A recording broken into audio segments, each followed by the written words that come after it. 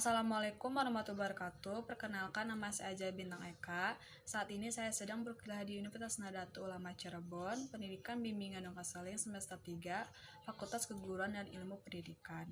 Di video kali ini saya akan mempresentasikan hasil pembelajaran yaitu tentang kompetensi guru yang diampu oleh dosen saya, yaitu Ibu Dr. Endang Sri Budiarwati MPD selaku dosen mata kuliah Etika dan Profesi Keguruan.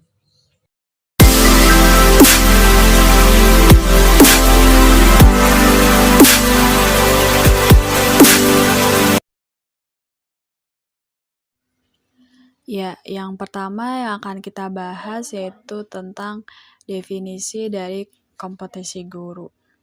Menurut Undang-Undang Nomor 14 Tahun 2005 tentang Guru dan Dosen, kompetensi adalah seperangkat pengetahuan, keterampilan, dan perilaku yang harus dimiliki, dihayati, dan dikuasai oleh guru atau dosen dalam melaksanakan tugas keprofesionalannya. Kompetensi guru juga merupakan perpaduan antara kemampuan personal, keilmuan, teknologi, sosial, dan spiritual yang secara menyeluruh membentuk kompetensi standar profesi guru yang mencangkup penguasaan materi, pemahaman terhadap peserta didik, pembelajaran yang mendidik, dan pengembangan pribadi yang secara profesionalisme. Kemudian kompetensi guru terbagi menjadi 4. Yang pertama yaitu kompetensi pedagogik.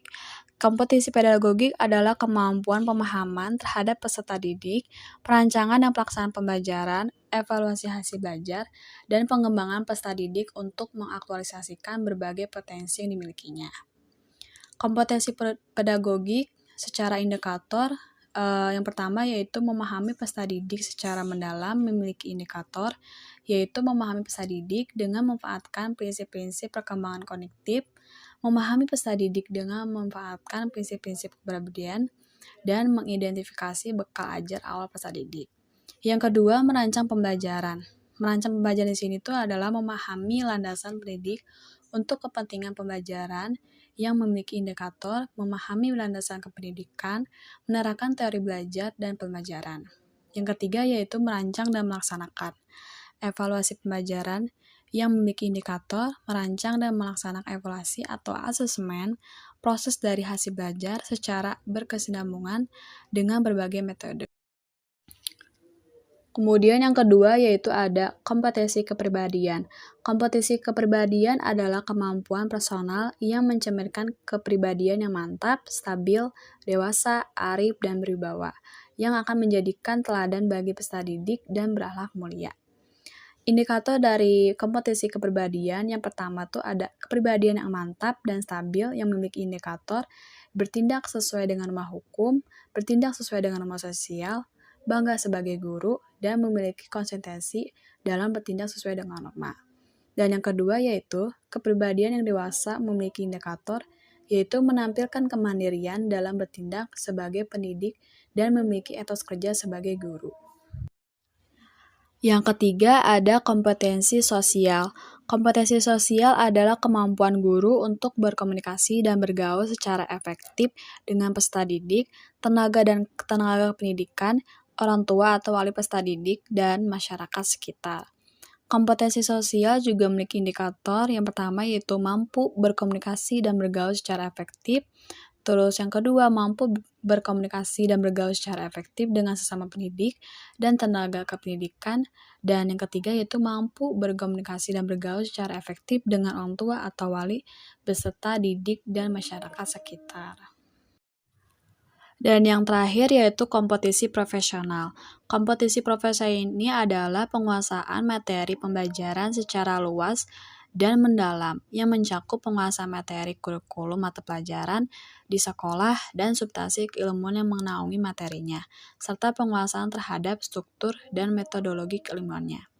Indikatornya yang pertama yaitu menguasai substansi keilmuan yang terkait dengan bidang studi, memiliki indikator dan memahami agar yang ada dalam kurikulum sekolah dengan materi ajar, terus memahami hubungan konsep antar mata pelajaran terkait dan menerapkan konsep-konsep keilmuan dalam kehidupan sehari-hari.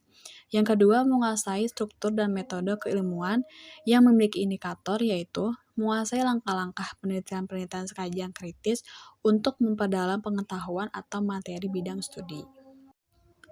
Kemudian selanjutnya bagaimana sih implementasi kompetensi guru dalam dunia pembelajaran?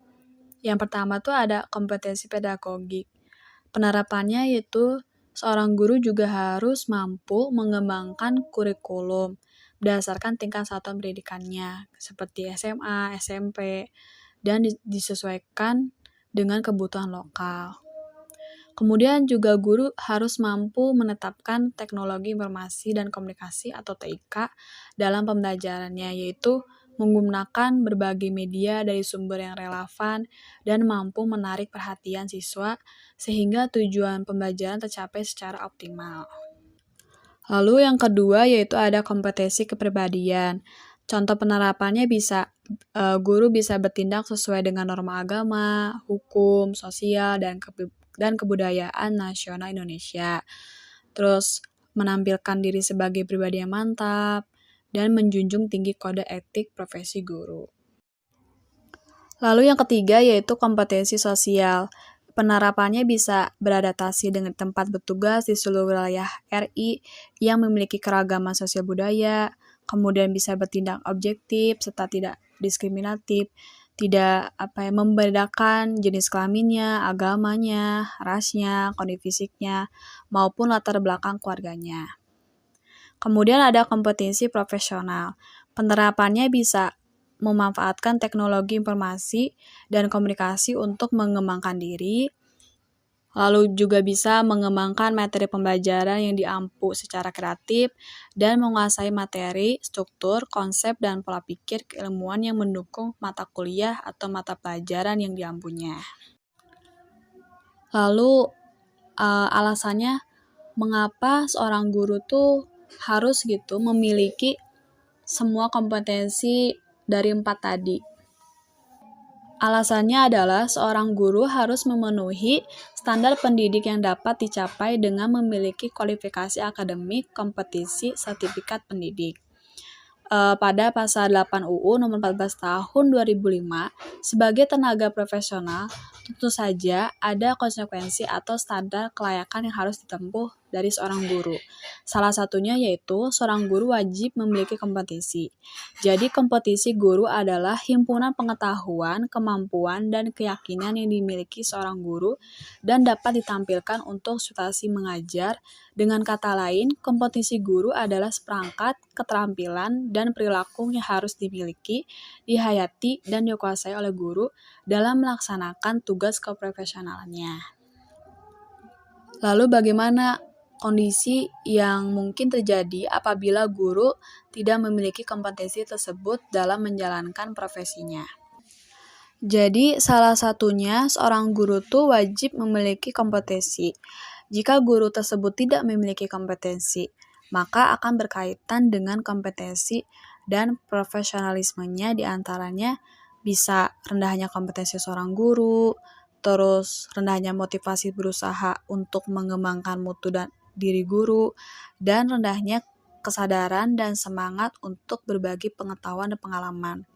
Jadi kompetensi-kompetensi guru ini tuh harus dimiliki oleh setiap guru karena bersifat wajib dan guru juga bisa dapat melaksanakan tugas keprofesionalannya jika sudah memiliki 4 kompetensi guru tersebut. Mungkin itu saja yang bisa saya sampaikan. Semoga menambah wawasan dan ilmu pengetahuan bagi teman-teman semuanya. Mohon maaf bila ada kesalahan. Wassalamualaikum warahmatullahi wabarakatuh.